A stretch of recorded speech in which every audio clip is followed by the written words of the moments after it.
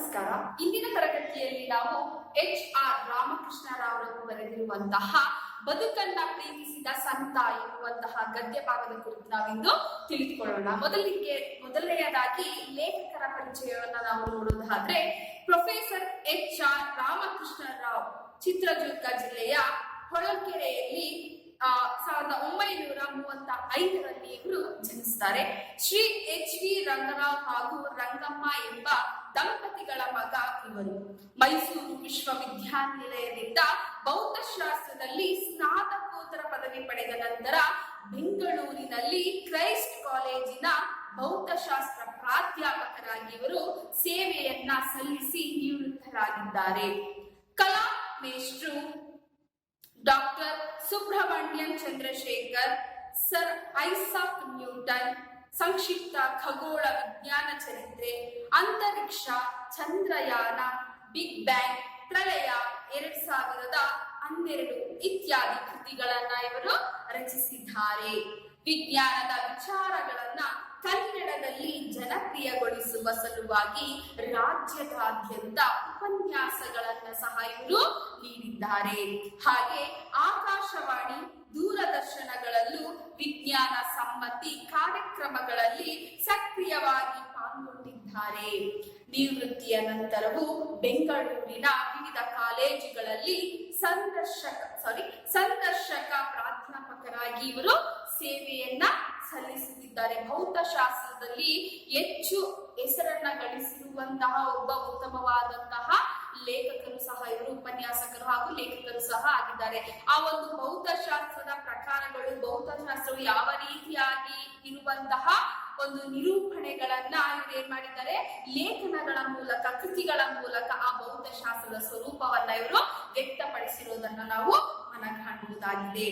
ಅಲ್ಲದೆ ಶ್ರೀಯುತರು ಕನ್ನಡ ಪುಸ್ತಕಾಭಿವೃದ್ಧಿಯ ಪ್ರಾಧಿಕಾರಕ್ಕಾಗಿ ರಚಿಸಿಕೊಟ್ಟಿರುವ ಕಲಾಮೇಷ್ಟ್ರು ಕೃತಿಯಿಂದ ಪ್ರಸ್ತುತ ಬದುಕನ್ನ ಪ್ರೀತಿಸಿದ ಸಂತ ಎಂಬ ಲೇಖನವನ್ನ ಸ್ವೀಕರಿಸಲಾಗಿದೆ. ಇವರು ರಚಿಸಿರುವಂತಹ ಕಲಾಮೇಷ್ಟ್ರು, APJ ಅಬ್ದುಲ್ ಕಲಾಂ ರವರ ಒಂದು ಜೀವನ ಚರಿತ್ರೆಯನ್ನ ಬರೆದಿರುವಂತಹ ಇವರು ಕಲಾಮೇಷ್ಟ್ರು ಎನ್ನುವಂತಹ ಕೃತಿಯಿಂದ ಪ್ರಸ್ತುತವಾದಂತಹ ಈ ಒಂದು ಭಾಗವನ್ನ ಬದುಕನ್ನ ಪ್ರೀತಿಸಿದ ಸಂತ ಎಂಬ ಲೇಖನವನ್ನಾಗಿ ಈ ಒಂದು ಗದ್ಯ ಭಾಗದಲ್ಲಿ ಸ್ವೀಕೃತಗೊಳಿಸಲಾಗಿದೆ. ಹಾಗಿದ್ರೆ ಗದ್ಯ ಭಾಗಕ್ಕೆ ಬರೋದಾದ್ರೆ, ಕನ್ನಡ ಸಾಹಿತ್ಯದ ಪ್ರಮುಖ ಪ್ರಕಾರದಲ್ಲಿ ವ್ಯಕ್ತಿ ಚಿತ್ರಣ ಹಾಗೂ ಜೀವನ ಚರಿತ್ರೆಯು ಒಂದಾಗಿದೆ. ಯಾವುದೇ ಒಂದು ಸಾಹಿತ್ಯ ಪ್ರಕಾರದಲ್ಲಾಗಿರ್ಬೋದು ಅಥವಾ ನಮ್ಮ ಜೀವನಕ್ಕೆ ಮುಖ್ಯವಾಗಿ ಬೇಕಾಗಿರುವಂತದ್ದು ಆ ಒಂದು ವ್ಯಕ್ತಿಯ ವ್ಯಕ್ತಿತ್ವ ಹಾಗೂ ಜೀವನ ಯಾವ ರೀತಿಯಾಗಿ ನಿರೂಪಿತಗೊಳ್ಳುತ್ತದೆ, ಅಂದ್ರೆ ಉತ್ತಮವಾದಂತಹ ಜೀವನದ ಜೊತೆಗೆ ನಾವು ಹೇಗೆ ಬದುಕನ್ನ ಸಾಗಿಸಬೇಕು ಎನ್ನುವಂಥದ್ದು ಮುಖ್ಯವಾಗಿ ಬರುವಂಥದ್ದು. ಹಾಗೆ ನಮ್ಮೆದುರಿಗೆ ಇಲ್ಲದ ನಮ್ಮ ನಡುವಿನ ಒಬ್ಬ ವ್ಯಕ್ತಿಯ ಜೀವನ ಚರಿತ್ರೆ, ಬಾಳಿ ಬದುಕಿದ ಅವರ ವ್ಯಕ್ತಿತ್ವ ನಮ್ಮ ಯುವ ಜನಾಂಗಕ್ಕೆ ಆದರ್ಶವಾಗಬೇಕು. ನಮ್ಮ ಜೊತೆಯಲ್ಲಿಯೇ ಬದುಕಿದಂತಹ, ನಮ್ಮ ಸಮಾಜದಲ್ಲಿಯೇ ಬದುಕಿದಂತಹ, ನಮ್ಮ ನಡುವೆಯೇ ಬದುಕಿದಂತಹ ಒಬ್ಬ ವ್ಯಕ್ತಿಯ ಜೀವನ ಚರಿತ್ರೆ ಏನಾಗಿರ್ಬೇಕು, ಆ ಒಂದು ಜೀವನ ಚರಿತ್ರೆಯಲ್ಲಿ ಅವನ ಒಂದು ವ್ಯಕ್ತಿತ್ವವು ಯುವ ಜನಾಂಗಗಳಿಗೆ ಒಂದು ಆದರ್ಶಪ್ರಾಯವಾಗುವಂತಹ ಒಂದು ಮುನ್ನೋಟವನ್ನ ಇಟ್ಕೊಂಡು ಅವನ ವ್ಯಕ್ತಿತ್ವ ಏನಾಗಿರ್ಬೇಕು, ರೂಪುಗೊಂಡಿರ್ಬೇಕು. ಅವರ ವ್ಯಕ್ತಿತ್ವವೇ ಯುವ ಜನಾಂಗಕ್ಕೆ ಏನಾಗಿರುತ್ತೆ, ಒಂದು ಉತ್ತಮವಾದಂತಹ ಮಾರ್ಗವಾಗಿರುವಂತದ್ದು.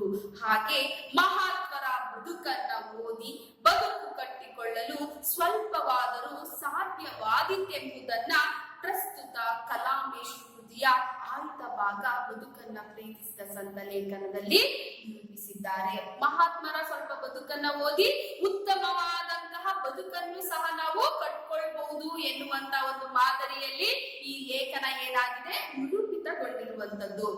ಸಾಮಾನ್ಯವಾದ ಬಾಲಕನೊಬ್ಬ ರಾಷ್ಟ್ರದ ಅತ್ಯುನ್ನತ ಹುದ್ದೆಗೆ ಏರಿದ ಬಗ್ಗೆ ನಮ್ಮ ಯುವ ಪೀಳಿಗೆಗೆ ದಾರಿದೀಪ. ಸಾಮಾನ್ಯವಾಗಿ ಇದ್ದಂತಹ ಒಬ್ಬ ಯುವಕ ಉನ್ನತವಾದಂತಹ ಹುದ್ದೆಗೆ ಹೇಗೆ ಹೋಗ್ತಾರೆ, ಹಾಗೆ ಯುವ ಜನಕ್ಕೆ ದಾರಿದೀಪವಾಗಿ ಹೇಗೆ ನಿಲ್ತಾರೆ ಎನ್ನುವಂಥದ್ದು ಈ ಒಂದು ಪ್ರಸ್ತುತತೆಯಲ್ಲಿ ನಾವು ಕಾಣಬಹುದಾಗಿದೆ.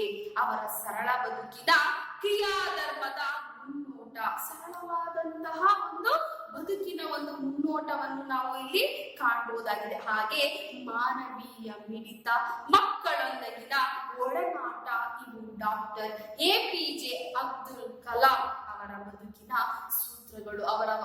APJ ಅಬ್ದುಲ್ ಕಲಾಂ ಅವರ ಬದುಕಿನ ಮುಖ್ಯವಾದಂತಹ ಸೂತ್ರಗಳು ಯಾವುವಪ್ಪ ಅಂದ್ರೆ, ಮೊದಲನೇದಾಗಿ ಅವರ ಒಂದು ಸರಳವಾದಂತಹ ಜೀವನವನ್ನ ನಾವು ಐಷಾರಾಮಿಯಾಗಿ ಬದುಕುವುದರ ಬದಲು ಸರಳತೆಯಲ್ಲಿ ತುಂಬಾ ಒಂದು ಸರಳವಾದಂತಹ ಜೀವನವನ್ನು ಸಹ ನಾವು ನಡೆಸಿ ಉತ್ತಮವಾದಂತಹ ಸ್ಥಾನಕ್ಕೆ ಹೋಗುವುದು ಎನ್ನುವಂಥದ್ದು. ಹಾಗೆ ಉತ್ತಮವಾದಂತಹ ಮಾನವೀಯ ಮೌಲ್ಯಗಳನ್ನ ಒಳಗೊಂಡಿದ್ದಂತಹ ವ್ಯಕ್ತಿಯಾಗಿದ್ರು. ಹಾಗೆಯೇ ಮಕ್ಕಳೊಂದಿಗೆ ಮಕ್ಕಳಾಗಿ ಏನಾಗ್ತಾ ಇದ್ರು, ಒಡನಾಟವನ್ನ ಬೆಳೆಸ್ಕೊಳ್ತಾ ಇದ್ರು. ಮಕ್ಕಳೊಂದಿಗೆ ತಾನೂ ಸಹ ಮಗುವೆಂದು ಭಾವಿಸಿ, ಮಕ್ಕಳೆಂದು ಭಾವಿಸಿ ಆ ಮಕ್ಕಳೊಂದಿಗೆ ಉತ್ತಮವಾದಂತಹ ಒಡನಾಟವನ್ನ ಅವ್ರು ಏನ್ ಮಾಡ್ತಾ ಇದ್ರು, ಪಡ್ಕೊಳ್ತಾ ಇದ್ರು.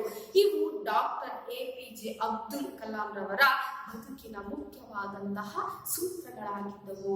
ಅವರಿಗೆ ಇರುವಂತಹ ಅಭಿರುಚಿ, ಆಸಕ್ತಿ, ಅನುಭವ, ಜ್ಞಾನ ಮತ್ತು ಉನ್ನತವಾದ ಮಾನವ ಪ್ರೀತಿ, ಸರ್ವಧರ್ಮ ಸಮನ್ವಯತೆಗೆ ರೀತಿ ನಮ್ಮನ್ನ ಬೆರಗುಗೊಳಿಸುತ್ತದೆ. ಅವರಲ್ಲಿದ್ದಂತಹ ಒಂದು ಆಸಕ್ತಿ, ಜ್ಞಾನ, ಅನುಭವದ ಒಂದು ಜ್ಞಾನ, ಉನ್ನತವಾದಂತಹ ಮಾನವೀಯ ಪ್ರೀತಿ ಹಾಗೂ ಸರ್ವಧರ್ಮ ಸಮನ್ವಯತೆಯ ರೀತಿ, ಎಲ್ಲರನ್ನ ಸಮನ್ವಯವಾಗಿ ಕಾಣ್ತಾ ಇದ್ದಂಥದ್ದು. ಹಾಗೆ ಉತ್ತಮವಾದಂತಹ ಅಭಿರುಚಿಗಳನ್ನ ಮತ್ತೆ ಉತ್ತಮ ಜ್ಞಾನಗಳನ್ನ ಹೊಂದಿರುವಂತದ್ದು ನಮಗೆ ಹಾಗೂ ಎಲ್ಲಾ ಒಂದು ಯುವ ಜನತೆಗೆ ಬೆರಗುಗೊಳಿಸುವಂತಹ ಒಂದು ವಿಷಯವಾಗಿರುವಂತದ್ದು.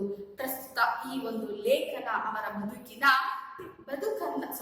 ಪ್ರಸ್ತುತ ಲೇಖನ ಅವರು ಬದುಕನ್ನ ಪ್ರೀತಿಸಿದ ರೀತಿಯನ್ನ ಸಮರ್ಥವಾಗಿ ಅಭಿವ್ಯಕ್ತಗೊಳಿಸುತ್ತದೆ. ಈ ಒಂದು ಯಾವುದು ಬದುಕನ್ನ ಪ್ರೀತಿಸಿದ ಸಂತ ಎನ್ನುವಂತಹ ಈ ಒಂದು ಲೇಖನ ಅವರು ಯಾರು, ಡಾಕ್ಟರ್ APJ ಅಬ್ದುಲ್ ಕಲಾಂ ರವರು ಅವರ ಒಂದು ಬದುಕನ್ನ ಯಾವ ರೀತಿಯಾಗಿ ಪ್ರೀತಿಸ್ತಾರೆ, ಅವರ ಒಂದು ಬದುಕನ್ನ ಎನ್ನುವಂಥದ್ದನ್ನ ನಾವಿಲ್ಲಿ ಮನಗಾಣಬಹುದಾಗಿದೆ ಈ ಒಂದು ಲೇಖನದಲ್ಲಿ. ಗದ್ಯಭಾಗಕ್ಕೆ ಬರೋದಾದ್ರೆ, ವಿಜ್ಞಾನ ತಂತ್ರಜ್ಞಾನಗಳ ಸಂಕೀರ್ಣ ಪ್ರಪಂಚದಲ್ಲಿ ಅಬ್ದುಲ್ ಕಲಾಂ ಅವರು ತಮ್ಮನ್ನು ತಾವೇ ತೊಡಗಿಸಿಕೊಂಡದ್ದು ಯಾವುದೋ ಪ್ರಶಸ್ತಿ, ಪುರಸ್ಕಾರ, ಹಣ ಗಳಿಸಿಕಲ್ಲ. ಇವರು ತಮ್ಮನ್ನ ತಾವೇ ಈ ಒಂದು ಯಾವುದು ತಂತ್ರಜ್ಞಾನಗಳ ಮೂಲಕ ಪ್ರಪಂಚಕ್ಕೆ ಅಬ್ದುಲ್ ಕಲಾಂ ಅವರು ತಮ್ಮನ್ನು ತಾವೇ ತೊಡಗಿಸಿಕೊಂಡಿದ್ದು. ಈ ಒಂದು ತಂತ್ರಜ್ಞಾನಗಳ ಮೂಲಕ ತಮ್ಮನ್ನ ತಾವೇ ತೊಡಗಿಸಿಕೊಳ್ತಾರೆ. ಉತ್ತಮವಾದಂತಹ ವಿಜ್ಞಾನಿಯು ಸಹ ಈ APJ ಅಬ್ದುಲ್ ಕಲಾಂ ರವರು. ಇವರು ಒಂದು ತೊಡಗಿಸಿಕೊಂಡಂತಹ ಪಾತ್ರಗಳು ಯಾವುದೋ ಒಂದು ಪ್ರಶಸ್ತಿಗೋಸ್ಕರ, ಹಣವನ್ನ ಗಳಿಸೋದಕ್ಕೋಸ್ಕರ ಮಾಡಿದಂತಹ ಕೆಲಸವಾಗಿರ್ಲಿಲ್ಲ.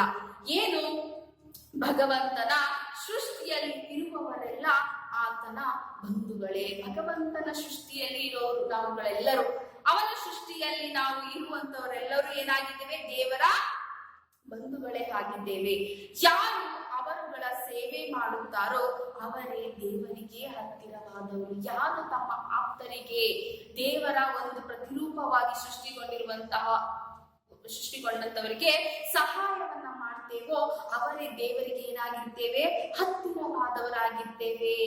ಯಾರದೋ ಮೆಚ್ಚುಗೆಯನ್ನ ಗಳಿಸೋದಕ್ಕಾಗ್ಲಿ, ಹಣವನ್ನ, ಪ್ರಶಸ್ತಿಯನ್ನ, ಹೆಸರನ್ನ ಗಳಿಸೋದಕ್ಕೆ ಬದಲು ತಮ್ಮನ್ನ ತಾವೇ ಪ್ರೀತಿಸುವಂತಹ ಒಂದು ಮುಂದಾಲೋಚನೆಯನ್ನ ಇಟ್ಕೊಂಡು ಈ ಎಲ್ಲಾ ಮಾತುಗಳನ್ನ ಇವರು ಹೇಳ್ತಾ ಇದ್ದಾರೆ. ಭಗವಂತನ ಸೃಷ್ಟಿಯಲ್ಲಿ ಇರುವವರೆಲ್ಲ ಆತನ ಬಂಧುಗಳೇ, ಅಂದ್ರೆ ದೇವರ ಬಂಧುಗಳೇ ನಾವುಗಳೆಲ್ಲರೂ. ಯಾರು ಅವರನ್ನ ಸೇವೆ ಮಾಡುತ್ತಾರೋ, ಯಾರು ಅವರಿಗೆ ಸೇವೆಯನ್ನ ಸಲ್ಲಿಸ್ತಾರೋ ಅವರೇ ದೇವರಿಗೆ ಹತ್ತಿರವಾದಂತಹ ಸಂಬಂಧಿಕರಾಗಿರ್ಬೋದು ಅಥವಾ ತುಂಬಾ ಹತ್ತಿರವಾದಂತಹ ಹಿತೈಷಿಗಳಾಗಿದ್ದೇವೆ ಅಂತ ಇಲ್ಲಿ ತಿಳಿಸ್ತಾ ಇದ್ದಾರೆ. ರಾಷ್ಟ್ರಪತಿಯಾಗಿ ಆಯ್ಕೆಗೊಳ್ಳುವುದಕ್ಕೆ ಕೆಲವೇ ದಿನಗಳ ಹಿಂದೆ ಅವರು ಹೈದರಾಬಾದಿನ ಒಂದು ಆಸ್ಪತ್ರೆಗೆ ಭೇಟಿ ಕೊಟ್ಟಿದ್ದರು. ರಾಷ್ಟ್ರಪತಿಯಾಗಿ ಆಯ್ಕೆಗೊಳ್ಳುವುದಕ್ಕಿಂತ ಮುಂಚೆ ಯಾವುದೋ ಒಂದು ಆಸ್ಪತ್ರೆಗೆ ಅವರು ಹೈದರಾಬಾದ್ ನಲ್ಲಿರುವಂತಹ ಒಂದು ಆಸ್ಪತ್ರೆಗೆ, ಯಾವುದೋ ಒಂದು ಆಸ್ಪತ್ರೆಗೆ ಅವರು ಭೇಟಿಯನ್ನ ನೀಡ್ತಾರಂತೆ. ಆಸ್ಪತ್ರೆಗೆ ಭೇಟಿಯನ್ನ ನೀಡಿದರು. ಯಾವ ಆಸ್ಪತ್ರೆಗೆ? ಬುದ್ಧಿಮಾಂದ್ಯ ಮಕ್ಕಳ ಮಿದುಳಿನ ಚಿಪ್ ಅಳವಡಿಸಿ ಗುಣಪಡಿಸಲು ಸಾಧ್ಯವೇ ಎಂದು ವೈದ್ಯರನ್ನ ಪ್ರಶ್ನಿಸಿದರು. ಅಲ್ಲಿ ಇದ್ದಂತ ಆಸ್ಪತ್ರೆಯಲ್ಲಿದ್ದಂತಹ ವೈದ್ಯರನ್ನ ಇವ್ರು ಏನ್ ಮಾಡ್ತಾರೆ, ಪ್ರಶ್ನಿಸ್ತಾರೆ. ಏನಂತ? ಬುದ್ಧಿಮಾಂದ್ಯ ಅಂದ್ರೆ ಬುದ್ಧಿ ಇಲ್ಲದಂತಹ ಅಬ್ನಾರ್ಮಲ್ ಇರುವಂತಹ ಮಕ್ಕಳ ಮೆದುಳಿನ ಒಳಗೆ ಚಿಪ್ ಅನ್ನ ಅಳವಡಿಸಿ ಗುಣಪಡಿಸಲು ಸಾಧ್ಯವೇ ಎಂದು ವೈದ್ಯರನ್ನ ಈ ಅಬ್ದುಲ್ ಕಲಾಂ ರವರು ಪ್ರಶ್ನಿಸ್ತಾರೆ. ಯಾಕೆಂದ್ರೆ ಅವ್ರಿಗೆ ಮೆಮೊರಿ ಅಂದ್ರೆ ಯಾವುದೇ ನೆನಪಿನ ಶಕ್ತಿ ಆ ಬುದ್ಧಿಮಾಂದ್ಯ ಮಕ್ಕಳಲ್ಲಿ ಇರೋದಿಲ್ಲ. ಆ ಒಂದು ನೆನಪಿಗೋಸ್ಕರ ಮೆದುಳಿನಲ್ಲಿ ಚಿಪ್ ಅನ್ನ ನಾವು ಅಳವಡಿಸಿ ಆ ಒಂದು ಕಾರ್ಯದಲ್ಲಿ ಜಯವನ್ನ ಗಳಿಸಬಹುದಾ, ಅಳವಡಿಸೋದಕ್ಕೆ ಸಾಧ್ಯವಾಗುತ್ತಾ ಅಂತ ಅಬ್ದುಲ್ ಕಲಾಂ ರವರು ಕೇಳ್ತಾರೆ. ಆಗ ಅಗತ್ಯ ಮಾಹಿತಿಗಳನ್ನ ಕ್ರೋಢೀಕರಿಸುವ ಸೂಕ್ಷ್ಮ ಎಲೆಕ್ಟ್ರಾನಿಕ್ ಸಾಧನವೇ ಚಿಪ್ ಆಗಿದೆ. ಚಿಪ್ ಎನ್ನುವಂಥದ್ದು ಎಲೆಕ್ಟ್ರಾನಿಕ್ ನ ಒಂದು ಸಾಧನ. ಬೇಕಾಗಿರುವಂತಹ ಮಾಹಿತಿಗಳನ್ನ ಸಂಗ್ರಹಿಸಲ್ಪಟ್ಟು ಇಡುವಂತಹ ಒಂದು ಎಲೆಕ್ಟ್ರಾನಿಕ್ ನ ಸಾಧನವೇ ಈ ಒಂದು ಚಿಪ್ ಆಗಿರುವಂಥದ್ದು. ಈ ಚಿಪ್ ಅನ್ನ ಕಂಪ್ಯೂಟರ್ ಸಹಾಯದಿಂದ ಮಿದುಳಿನಲ್ಲಿ ಇದನ್ನ ಅಳವಡಿಸಿ ಬುದ್ಧಿಮಾಂದ್ಯತೆ ನಿವಾರಿಸಬಹುದೇ ಎಂದು ಕಲಾಂ ಪ್ರಶ್ನಿಸಿದರು. ಈ ಒಂದು ಚಿಪ್ ಅನ್ನ ಅಳವಡಿಸುವುದರ ಮೂಲಕ ಬುದ್ಧಿಮಾಂದ್ಯ ಮಕ್ಕಳಲ್ಲಿ ಆ ಬುದ್ಧಿಮಾಂದ್ಯತೆಯನ್ನ ನಾವೇನ್ ಮಾಡ್ಬೋದು, ನಿವಾರಿಸಬಹುದೇ ಅಂತ ಪ್ರಶ್ನೆಯನ್ನ ಕೇಳ್ತಾರೆ. ಆಗ ವೈದ್ಯರು ಸಾಧ್ಯತೆಯ ಬಗ್ಗೆ ಅನುಮಾನ ವ್ಯಕ್ತಪಡಿಸಿದಾಗ ಕಲಾಂ ಹೇಳಿದರು, ಆಗುತ್ತೋ ಆಗೋದಿಲ್ವೋ ಎನ್ನುವಂತಹ ಮಾತನ್ನು ಸಹ ವ್ಯಕ್ತಪಡಿಸದೆ ಆಗೋದಿಲ್ಲ, ಸಾಧ್ಯವಾಗಲ್ಲ ಎನ್ನುವಂತಹ ಒಂದು ಮಾತನ್ನ ವ್ಯಕ್ತಪಡಿಸಿದಾಗ ಕಲಾಂ ಅವರು ಹೇಳ್ತಾರೆ ಏನಂತ, ಇದು ಸಾಧ್ಯವಿಲ್ಲ ಎಂದು ಹೇಳುವ 100 ಕಾರಣಗಳ ಬಗ್ಗೆ ನನಗೆ ಸ್ವಲ್ಪವೂ ಆಸಕ್ತಿ ಇಲ್ಲ. ಇದು ಸಾಧ್ಯವಿಲ್ಲ ಅಂತ ಹೇಳುವುದರ ಒಂದು ಮಾತಿನ ಬಗ್ಗೆ ನನಗೆ ಯಾವುದೇ ರೀತಿಯಾದಂತಹ ಆಸಕ್ತಿ ನನಗೆ ಇಲ್ಲ. ಅದು ಹೇಗೆ ಸಾಧ್ಯವಾಗುತ್ತದೆ ಎಂಬ ಒಂದು ಕಾರಣ ಹೇಳಬಲ್ಲಿರ. ಅದು ಹೇಗೆ ಸಾಧ್ಯವಾಗುತ್ತೆ? ಆಗುವುದಿಲ್ಲ ಅಂತ ಹೇಳೋದಕ್ಕಿಂತ ಮುಂಚೆ ನೀವು ಅದು ಹೇಗೆ ಸಾಧ್ಯವಾಗುತ್ತೆ, ಆಗುವುದಿಲ್ಲ ಅಂತ ಹೇಳುವುದರ ಜೊತೆಯಲ್ಲೇ ಯಾವುದಾದ್ರೂ ಒಂದು ಕಾರಣವನ್ನ ನೀವು ನೀಡ್ತೀರಾ. ಕಾರಣದ ಜೊತೆಗೆ ನೀವು ಈ ಆಗೋದಿಲ್ಲ ಎನ್ನುವಂತಹ ಉತ್ತರವನ್ನ ನೀಡಿ ಅಂತ ಈ ಅಬ್ದುಲ್ ಕಲಾಂ ಅವರು ಪ್ರಶ್ನೆಯನ್ನ ಮಾಡ್ತಾ ಇದ್ದಾರೆ. ಅಬ್ದುಲ್ ಕಲಾಂ ಅವರು ಯಾವಾಗಲೂ ಸಾಧ್ಯತೆಗಳನ್ನ ಹರಡಿಸುವ ಆಶಾಜೀವ. ಯಾವಾಗಲೂ ಆಗಲ್ಲ ಎನ್ನುವಂತ ಮಾತು ಅಂದ್ರೆ ಅವ್ರಿಗೆ ಆಗ್ತಾ ಇರಲಿಲ್ಲ. ಆಗಲ್ಲ ಎನ್ನುವುದರ ಬದಲು ಸಾಧ್ಯತೆಗಳನ್ನ ಆಗಬಹುದು ಎನ್ನುವಂತಹ ಒಂದು, ಆಗಬಹುದೇನೋ ಎನ್ನುವಂತಹ ಒಂದು ಸಾಧ್ಯತೆಗಳನ್ನ ಇಟ್ಕೊಂಡು ಬದುಕುತ್ತಿದ್ದಂತಹ ಒಂದು ಆಶಾಜೀವಿಯಾಗಿದ್ದರು ಈ ಅಬ್ದುಲ್ ಕಲಾಂ ಅವರು. ನಂತರ 1999ರಲ್ಲಿ ಅವರು ತಮ್ಮ ಆತ್ಮಚರಿತ್ರೆ ಪ್ರಕಟಿಸಿದರು. ಅದಕ್ಕೆ ಅವರಿಟ್ಟ ಹೆಸರು ವಿಂಗ್ಸ್ ಆಫ್ ಫೈರ್. ಅವರ ಒಂದು ಆತ್ಮಚರಿತ್ರೆಯ ಹೆಸರು ವಿಂಗ್ಸ್ ಆಫ್ ಫೈರ್ ಎನ್ನುವಂತಹ ಆತ್ಮಚರಿತ್ರೆಯನ್ನ 1999ರಲ್ಲಿ ಪ್ರಕಟಿಸುತ್ತಾರೆ. ಅಗ್ನಿ ಜ್ವಾಲೆ ಯಾವಾಗಲೂ ಊರ್ಧ್ವಮುಖಿ. ಅಗ್ನಿ ಜ್ವಾಲೆ ಒಂದು ಬೆಂಕಿ ಉರಿತಾ ಇದೆ ಎಂದು ಅಂದ್ರೆ ಅದು ಊರ್ಧ್ವಮುಖಿ ಅಂತಂದ್ರೆ ಮೇಲು ಮುಖವನ್ನ ಮಾಡಿಕೊಂಡು ಯಾವಾಗಲೂ ಆ ಒಂದು ಬೆಂಕಿ ಏನಾಗುತ್ತೆ, ಉರಿಯಲ್ಪಡುತ್ತದೆ. ಮೇಲೇರುವುದೇ ಅದರ ಒಂದು ಸ್ವಭಾವ. ಬೆಂಕಿಯನ್ನ ಹಾಸಿದ ತಕ್ಷಣ ಅದೇನಾಗುತ್ತೆ, ಯಾವುದೇ ರೀತಿಯ ದಿಕ್ಕುಗಳಿಗೆ ಅದು ಚಲಿಸದೆ ಏನ್ ಮಾಡುತ್ತೆ, ಊರ್ಧ್ವಮುಖವಾಗಿ ಅಂದ್ರೆ ಮೇಲುಮುಖವಾಗಿ ಆ ಒಂದು ಬೆಂಕಿ ಏನಾಗುತ್ತೆ, ಕಿಡಿ ಹಾರುವಂತದ್ದಾಗಿರ್ತದೆ. ಅದರ ಸ್ವಭಾವವೇ ಅದಾಗಿರುವಂತದ್ದು. ಅತ್ಯಂತ ಕೆಳ ಹಂತದಲ್ಲಿ ಜನಿಸಿದವರಿಗೆ ಮನಸ್ಸು ಉದ್ದೀಪನಗೊಂಡದ್ದರಿಂದ ಉನ್ನತ ಮಟ್ಟಕ್ಕೇರಲು ಸಾಧ್ಯವಾಯಿತು.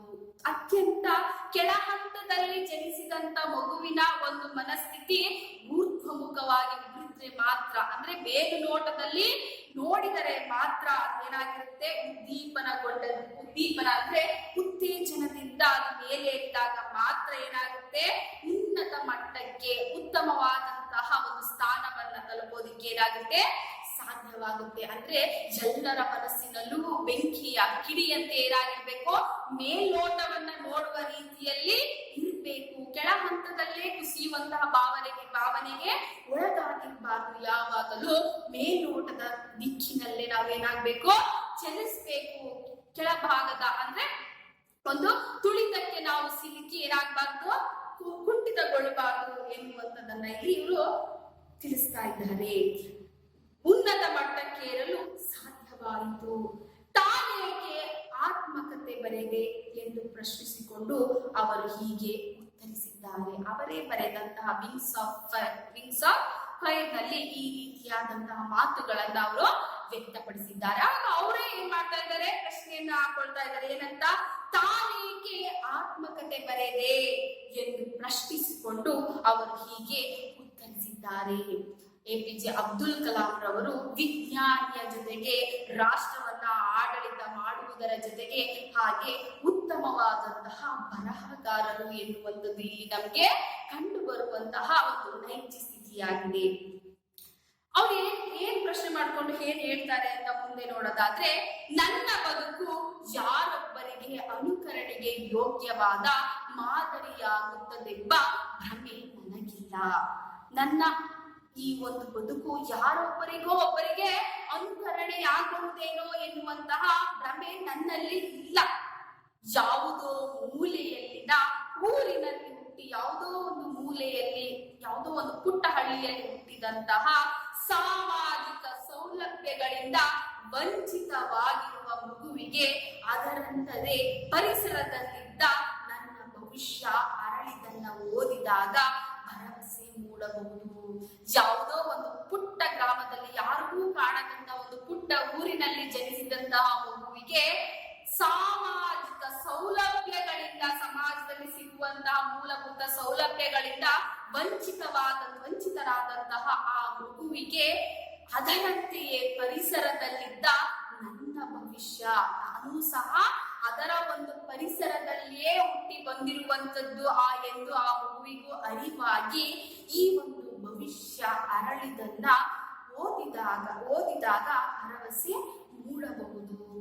ಯಾವುದೋ ಒಂದು ಪುಟ್ಟ ಗ್ರಾಮದಲ್ಲಿ, ಯಾವುದೋ ಕಣ್ಣಿಗೆ ಕಾಣದಂತಹ ಯಾವುದೋ ಮೂಲೆ ಊರಿನಲ್ಲಿ ಇರುವಂತಹ ಮಗು ಈ ಒಂದು ಕವಿಯವರ ಲೇಖನವನ್ನ, ಕೃತಿಯನ್ನ ಓದಿದಾಗ ಇವರು ನನ್ನಂತೆಯೇ, ನಾನು ಇವರಂತೆಯೇ ಆಗಬೇಕು ಎನ್ನುವಂತಹ ಮನೋಭಾವನೆ ಮೂಡಬೇಕು ಎನ್ನುವಂಥದ್ದನ್ನ ಇವರು ಮನಸ್ಸಿನಲ್ಲಿ ಇಟ್ಕೊಂಡು ಈ ವಾಕ್ಯವನ್ನ ಏನ್ ಮಾಡಿದ್ದಾರೆ, ನಿರೂಪಿಸಿದ್ದಾರೆ. ಏನಕ್ಕೋಸ್ಕರ ಇವರು ಈ ಕೃತಿಯನ್ನ ಇವರು ರಚಿಸಿದ್ರು ಅಂದ್ರೆ, ಆತ್ಮಚರಿತೆಯನ್ನ ಇವರು ರಚಿಸಿದ್ರು ಅಂದ್ರೆ, ನನ್ನಂತೆಯೇ ಒಂದು ಸಾಮಾಜಿಕವಾಗಿ ಸಿಗುವಂತಹ ಸೌಲಭ್ಯಗಳಿಂದ ವಂಚಿತರಾದಂತಹ ಎಲ್ಲೋ ಇರುವ ಮಕ್ಕಳು ಈ ಒಂದು ಪುಸ್ತಕವನ್ನ ಓದಿದಾಗ ನನ್ನ ಈ ಒಂದು ಯಶಸ್ಸಾಗಿರ್ಬೋದು, ಅಥವಾ ನಾನು ಇದೇ ರೀತಿ ಕಷ್ಟಪಟ್ಟು ಮೇಲ್ ಬಂದಿರುವ ವ್ಯಕ್ತಿ ಎಂದು ತಿಳಿಯಪಡಿಸುವುದಕ್ಕೋಸ್ಕರ ಈ ಒಂದು ಪುಸ್ತಕವನ್ನ ನಾನು ರಚಿಸಿದ್ದೇನೆ ಎನ್ನುವಂಥದ್ದು ಇಲ್ಲಿ ನಮ್ಗೆ ಕಂಡು ಬರ್ತಾ ಇದೆ.